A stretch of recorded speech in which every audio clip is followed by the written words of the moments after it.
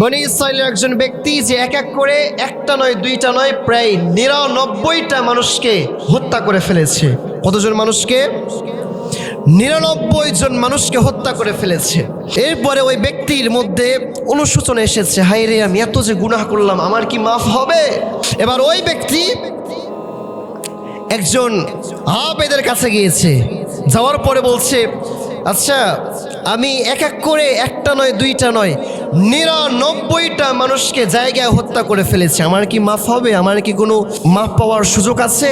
এবার ওই বান্দা বলছে, না, এতগুলো মানুষকে তুমি হত্যা করে ফেলেছো, তোমার কোনো মাফ নাই, তোমার কোনো মাফ নাই, আল্লাহ তোমাকে এর জন্য ধরবে।